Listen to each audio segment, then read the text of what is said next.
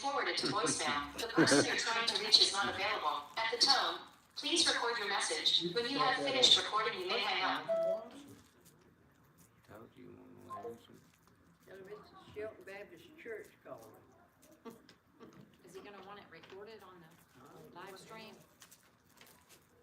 Are you recording the live stream? He said he did.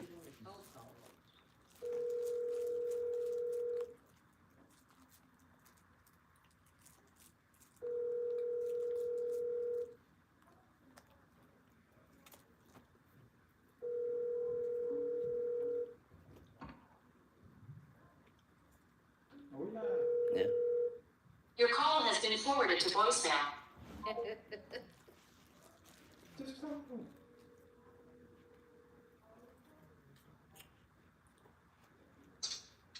Hello. Hello there. Hello. You are on the air. I'm on the air from the telephone. Yes, sir. On the YouTube too. Okay. Well, I hate that I can't see, but is everybody there? Yeah. Everybody that's gonna be here is. Okay. All right. Well, I hate that I can't be there. I'm on the mends, and believe me, I've come a long ways in just a couple days, and I appreciate, and I don't think that I would be where I am without the prayers of God's people. And I really, I wish I could be there so I could thank you in person. But I've been this past week, I've been a place that I don't think I've ever been in before. But I went through the valley of the shadow of death. And it was one thing having the surgery, which after I was told today by the doctor, after he got into my shoulder, it was a whole lot more worse and had to go more extensively more surgery into my shoulder because of bursitis and arthritis. I've had a couple spurs, a couple problems with the bones in there, and so he just through the surgery was one thing, but coming out of it, it was, of course, I had a lot of drugs in me, but when I got when I got home, of course, the drugs were still in me, but when they started to wearing off, I don't know that I've ever felt the pain that I had felt in my shoulder in my life. And so then I went to proceed to take the drugs for pain in my body, and which I could not take it. It had shut. Of course, my body shuts down when I go in surgery anyway, but it had really did a work on me. And then I was hurting so bad, and I thought I was dehydrated. If you've ever went through that before, I was dehydrated, and but because of the drugs, I could not take them, and so I was hurting. I couldn't even just sit there without hurting. But then I was hurting in my stomach, and I thought I was having a kidney stone, but then it got worse. I didn't even realize what was going on with me. But I had some other things associated with what was going on. And I know I was up way early in the morning. I hated to bother anybody, my family. But finally, when morning came, we was there. And I told Sally, I said, I've got to go back to the hospital. And so I decided to call 911 and ride the ambulance. Because, you know, I did not want Sally trying to drive me up there. And of course, my family was all at work. And so I made that decision. And the ambulance came and put me on the gurney and took me a ride in the ambulance to the hospital. And so that's where the journey really began. When I got up there to the hospital, of course, you know how cold it's been. And there I was, I had jogging pants on and a t-shirt and a little jacket. And of course, I couldn't just put anything on because of my shoulder. And once I got there, they took me to the emergency room, which I didn't make it into the emergency room till late that night, early in the morning. We were kept out in the hall, and I about froze to death. And so finally they got me up into the emergency room, one of the emergency rooms, and while I was hurting so badly, and they couldn't give me anything, and so I couldn't take anything from my shoulder. And so discovered I had diverticulitis. And it was, I had it years ago, but this would come back with a vengeance. This was probably worse than I've ever had in my life. And I laid up there and moaned and groaned. And I'll be honest with you, I got into a bad place. And so I started praying. And, you know, I had prayed some, but, you know, when you're hurting, all you can do is just cry out, you know, Lord, help you. And so early that morning, I started praying and asking the Lord to help me and to speak to people's hearts. Little did I know that people were praying for me because I had something happen to me that I don't think I've quite ever happened before. Because I was there praying, because I got to the place where I was hurting so badly, which I welcomed to move on. You know, I really did. I was hurting in such a way that I was needing help, and I was in such pain. And so, you know, when you're there by yourself, my family had been up there, but they couldn't get to me. They kept telling me one thing from another. Was I was out in the hall, I was stuck into a corner of a room. I was here, there, and yonder. I don't even know that anybody knew where I was at, except for the Lord. So my family stayed a long time, but never could get to me. And so they finally went home. And they didn't want to, but they did. And so I was there, and way up in the middle of the night, and I was crying out to God, and the Lord showed me different individuals, I'm not calling no names, of people praying for me. I never had seen that before, but there was many of you that are there. The Lord showed me you praying. There were people praying for me there in their bed. There was people praying for me in their car. There was people praying for me at work. There was people praying for me in their living rooms. There was different individuals that the Lord sort of showed me a glance of people praying for me. And I knew then, you know, that God was going to take care of this thing.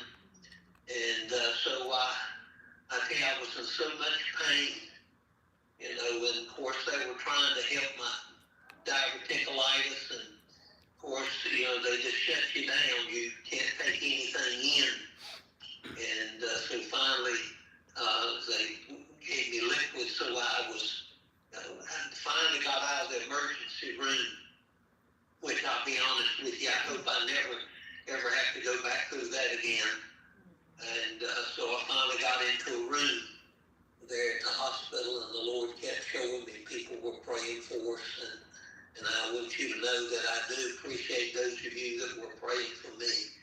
And I know Brother Jack up in the mountains, there's been prayer teams and people, and so they called different preachers and churches that were praying for us. And I had really got in a very serious way. I really did. And so I'm not quite yet got back to myself. Today is probably the first day I felt like I'm in the land of the living.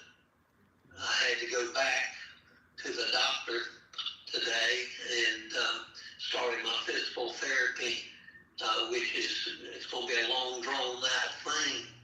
But if I can just get back to feeling decent again, and we can handle the physical therapy. I got 2 doctor's appointments tomorrow, and so they've lined me up, and so I guess me just going through everything I've just gone through with my brother, having him 24/7 for a month, and then going through the hospice and burying him, and then this back-to-back, hit me and all that has gone on. I just, I don't think, I really don't, with my age and what I've gone through this past year, I don't think I would probably even be here if it wasn't for your prayers. So don't think, when you're praying that they're not reaching, because God has really visited me and helped me and touched me in the bed. I cannot sleep in a bed. I have to sleep sitting up. When I was in the hospital, what a hospital bed is, there was no way, no how I could sit, I could lay, and you don't get no rest in the hospital. They always come around poking you and checking this, checking that, giving you this, giving you that. And so they have a pretty tough job. And so going days without, having a shower, and you just, or shave or whatever, but laying in the hospital or sitting in the hospital, I couldn't find any place, sit any way that I could get any relief from my pain from my shoulder. It just throbbed and ached because I couldn't take the pain medicine. And still to this day, I can't take the pain medicine. So everything I've been going through has been completely on edge. There's been no relief from the pain. And so if it wasn't for God's prayers, I probably would have already lost my mind. I know the devil was really giving me a fit there for a little while. And I know because of prayers of God's people, and so going through that in the hospital, and finally one morning, before the day they checked me out, I found a little place. I fixed my bed in such a way they brought me 4 pillows. I kept requesting pillows, and I finally had propped myself up, sitting at the bed sort of halfway up, and I found a little relief for a couple hours where I could get a little rest. And by the time they came in and woke me up to take my vitals, and so of course they have their jobs to do, and they have a big job, and the Lord sent me some real sweet, kind nurses that really felt sympathy and was trying to help us. And so we was turned around pretty quickly and was able to come home, which I just, when I got home, I sat down in my couch recliner, and I went off to sleep, probably for about 4 hours. I had not had any sleep in days. And then the next night I slept pretty good. Now last night I didn't sleep a wink. I I couldn't sleep, and you know how that goes, and so all I could do was just pray all through the night. Now today I was able to get up and to shower and dress, and where I knew I had a doctor's appointment. Matter of fact, I missed 2 doctor's appointments when I got home. There was just no way I could have made them. And so we got dressed and was able to go to the doctor today for him to, the guy that did the surgery, and he was telling me all that went on and showed me pictures of what he had found when he got in there. And so we go back tomorrow, starting my physical therapy, and then I got two doctor visits. Is that tomorrow, I think? No, Friday. And so it's we're over, I think, the rough part of it. But I just wanted to talk to you to tell you that I just don't think I could have made it without your prayers. I just no way. I thought I was going to lose my mind there at one point. And so God sort of came into the room, just started dealing with me and showing me things. And so I really love y'all. Appreciate you praying for us and helping us the way that you have. And I'm sorry that I cannot be there. I miss, we even moved back the Christmas banquet, but wasn't counting on the other stuff happening to me. And so wasn't able to be there, but I'm glad you was able to have it. And, and I was happy for that part of it. And so my plans, what my plans are is my plans on is being there Sunday morning. I won't be preaching, but my plans are to be there in your midst. And my plans on is being there at the play. That's what my plan is. So we're just taking it a step at a time. And so I want you to know that. And so I just wanted to talk to you and let you know where I was and what I've been going through. Really been a real tough time. And and I do appreciate you. I didn't know if anybody had a question for me. I'll sure be able to answer it if I could.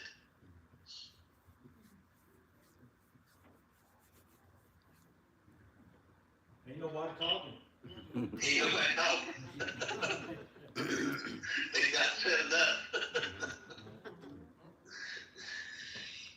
Well,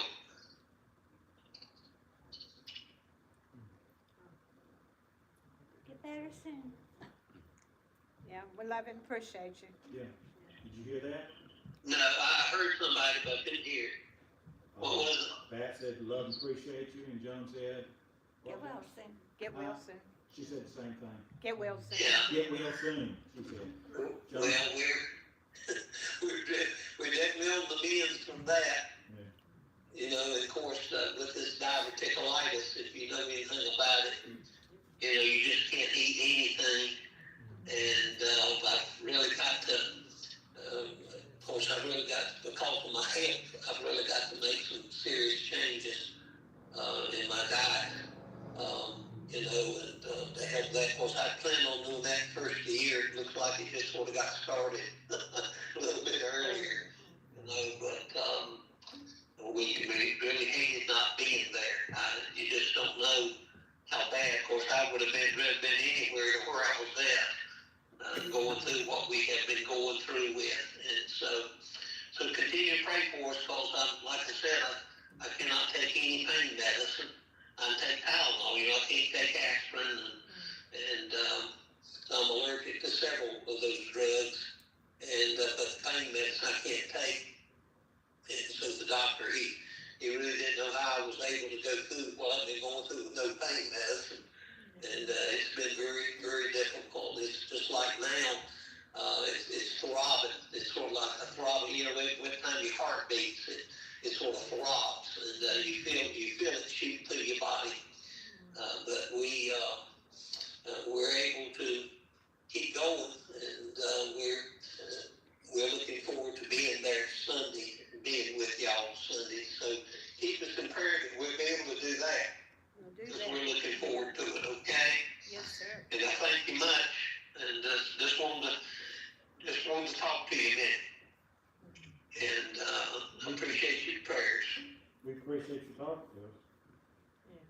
Well, I wanted to let you know where I was there.